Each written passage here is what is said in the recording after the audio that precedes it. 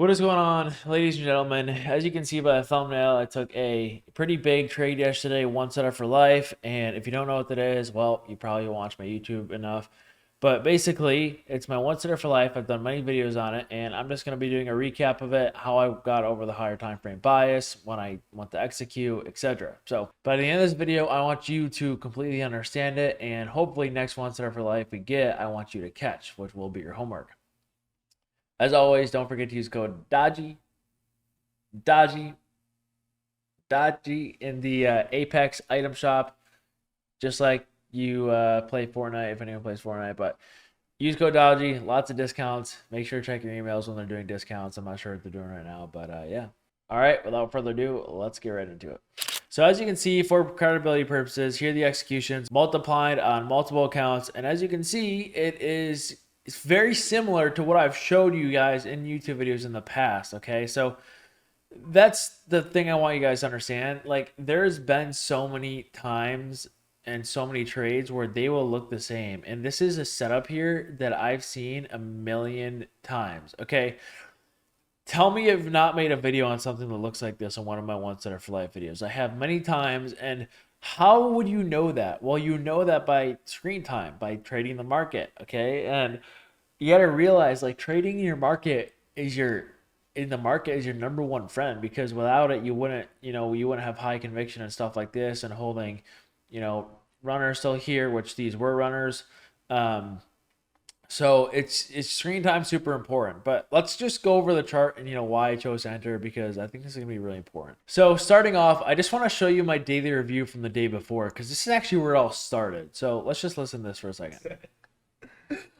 Yeah, what's going on, guys? Back in another daily review. All right. So this is really bad price action. This is making me think that we're gonna do this.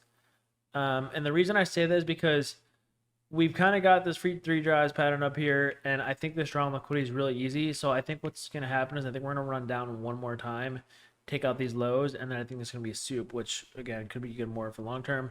I hope I'm wrong. I'd rather us just go up, but I don't think I am, because we got a low here, here, and this is already looking bearish right now. So, yeah. So yeah, I mean, I think this is just getting exhausted. I think we're gonna go soup one more time, and then we're gonna get a nice V shape, and then I'll enter another swing position here. So hopefully that's what we get. We'll see. But that's kind of my plan for now. Regarding price action today, we left the data low down here, which I think is going. All right, so there's my daily review, and as you can see, I was already ahead of what I thought was going to happen. So I was already kind of a few steps ahead, and basically what I said was we were kind of getting exhausted here, and that was kind of like the first thing I noticed, okay? And a lot of times when you get like this exhausted, choppy price action, it'll generate this liquidity below and above. But in this case, it generates liquidity below, which means it stacks up these highs in form of a trend line. So I usually just call this, trend line liquidity. So I took a few swing longs, okay? So I took this one right here, and I ended up getting stopped to break even because I want to break even this high, and then I just noticed I got exhausted. And I was looking for another re-entry here, but it never gave one. So you can see that, I kind of waited because I got stopped out break even before, and I was like, okay, this has been a lot of exhaustion. This is just not going to these dead highs, which is from the Trump speech, which I want. And I'm like, you know what? I think we're gonna take out buyers again, because I have a lot of traders I know who kept trying to long this. So I'm like, okay, I don't think they're gonna make it this easy. I think they're gonna take out buy stops or sell stops one more time and then go up. And sure enough, what we do? Well, we did exactly what I said. And why might I have, predicted something like that? Well, it's because we left a giant unfilled 4-hour beneath. So there's actually two of them. So a lot of times when we leave these beneath and we have like a nice 50% level, we'll often retrace to that 50% level before making a move again.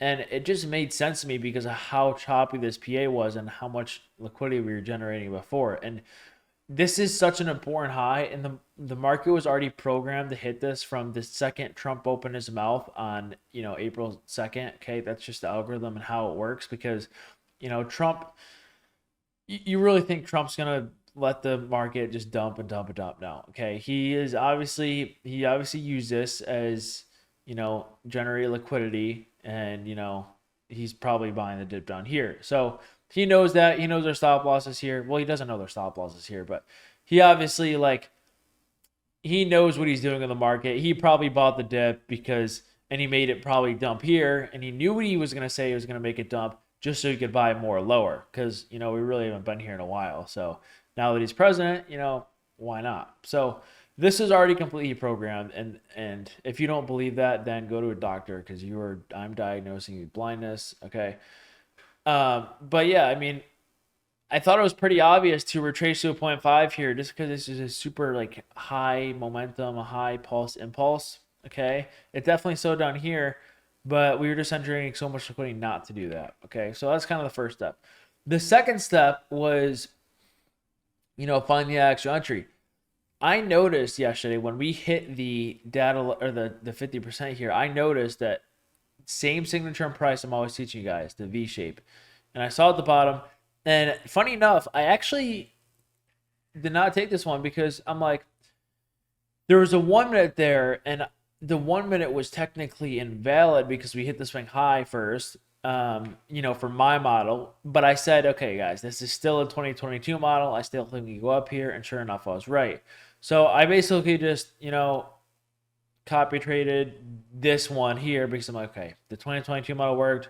We just went straight up to these fair value gaps on the 3 minute time frame right here. We put in an order block.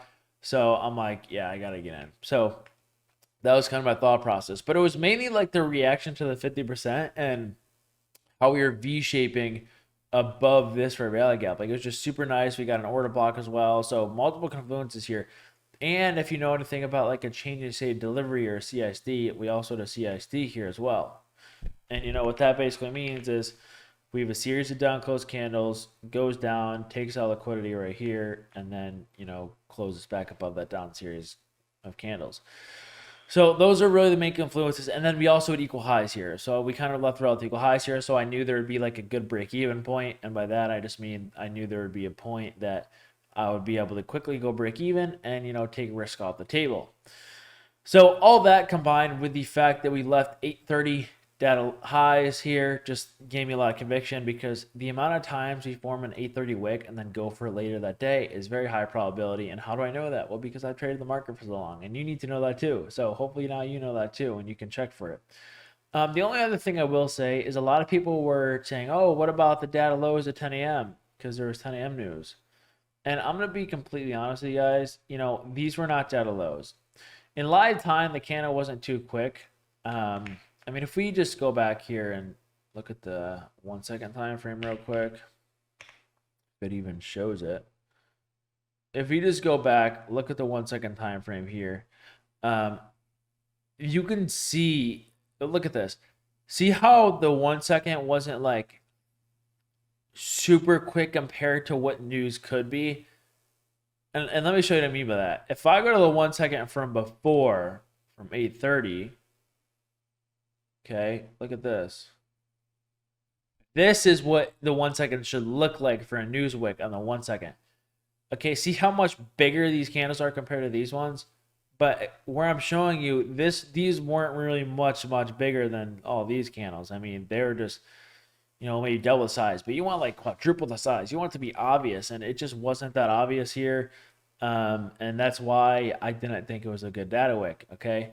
And we even came down again here. So, you know, we got the news at 10, and then we came down again, and then we went up. Like, that's not really a data wick in my opinion. So that's why, and also the fact that it wasn't really a, you know, big wick. So I try to look for an abnormal wick to be one. Yeah, I mean, once we got in that buy model, and once we got the market structure shift here, it was just, you know, complete wraps. You know, obviously, if you traded the 2022 model, you know, here's a market structure shift, even though we already did the CISD. So again, you can just see like the importance of just knowing the background of ICT as well, because that also helped me out and know we're going to go up. So that is pretty much it. The only other thing I want to tell you guys is every single time we have a bunch of speed bumps in the way, make sure you are scaling because you don't really know if we're going to break these. And I wasn't really sure if we're going to break these yesterday either because we had we have NFP Friday, so I was just kind of guessing. But yeah, I think it's super important to understand, partials are key, and it was a long hold, but we made it. And yeah, that's pretty much it for the trade recap. So key things is if you ever see a V-shaped recovery like this off a really important level, it probably means we're going higher. Okay, even in the 15-minute time frame, boom, right here, same thing, 15-minute inverse.